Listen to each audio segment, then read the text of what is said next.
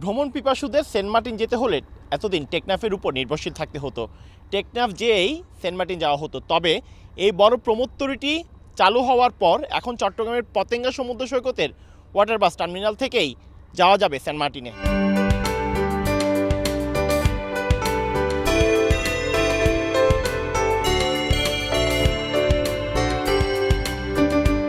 প্রথমবারের মতো Chittagong two Saint Martin রুটে চালু হতে যাচ্ছে প্রমোত্তরি বে ওয়ান ক্রুজ। পতেঙ্গা ওয়াটারবাস ঘাট থেকে যাত্রীরা সরাসরি গিয়ে নামবেন সেন্ট মার্টিনে।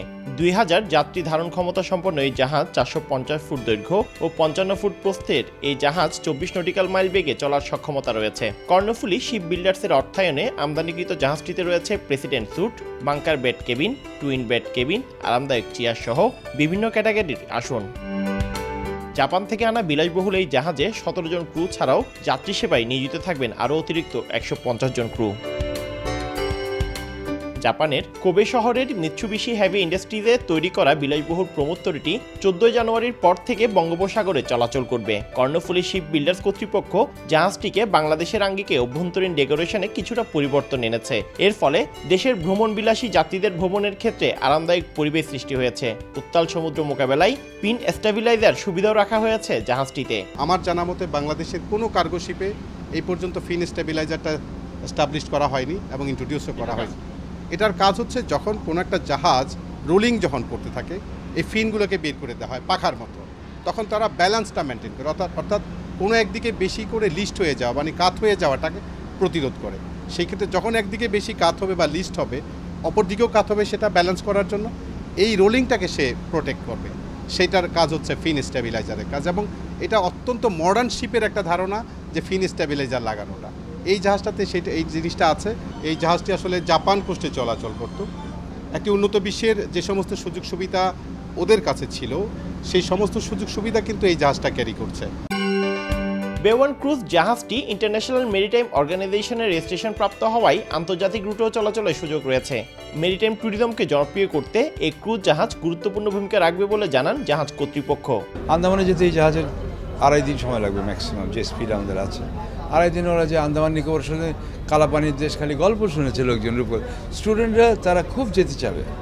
যে ওখানে যে ব্রিটিশরা যে সেলুলার জেল করেছিল, তারপর ওদের যে হ্যাভলক আইল্যান্ড, এগুলো দেখতে পারবে তারা।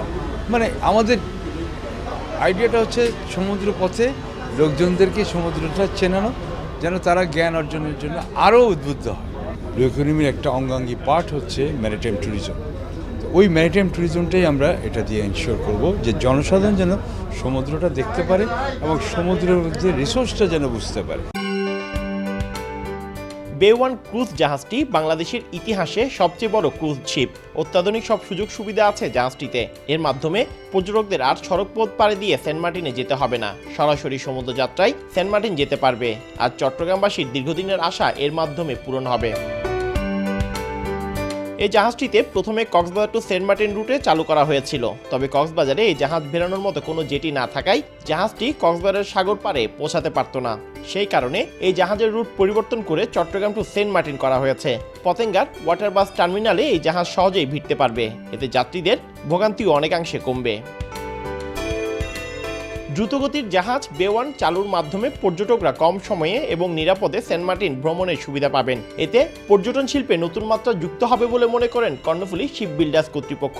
দেশের জনগণ যাতে একটু আনন্দ উল্লাস করতে পারে, বিদেশে যাইতে পারে, দেশে ঘুরতে পারে, সব কিছুর কথা চিন্তা করে বিনোদনের ব্যবস্থা রাখবো, বাচ্চাদের খেলাধুলার ব্যবস্থা রাখবো। এখানে রান্না বান্না করে মানে আপনার মনে বারবিকিউ সব ধরনের ফ্যাসিলিটি রাখবো। সপ্তাহে 3 দিন রাত 11টায় এই ক্রুজ জাহাজ পতেঙ্গা ওয়াটার বাস টার্মিনাল ছেড়ে যাবে। জাহাজটি সেন্ট মার্টিন পৌঁছাবে পরদিন সকাল 8টায়। এছাড়া ফিরতি পথে দুপুর 1টায় সেন্ট মার্টিন থেকে যাত্রা করে জাহাজটি চট্টগ্রাম পৌঁছাবে একই দিন সন্ধ্যা 7টায়। চট্টগ্রাম থেকে রাতের যাত্রায় সেন্ট মার্টিন পৌঁছাতে সময় লাগবে 9 ঘন্টা। বিভিন্ন ক্যাটাগরিতে সমুদ্রযাত্রায় বে ওয়ান ক্রুজে যাওয়া আসার টিকিট মূল্য নির্ধারণ করা হয়েছে সর্বনিম্ন 3,000 এবং সর্বোচ্চ 50,000 টাকা। এর মধ্যে বিজনেস ক্লাস চেয়ারের জনপ্রতি টিকিট মূল্য নির্ধারণ করা হয়েছে 3,000 টাকা।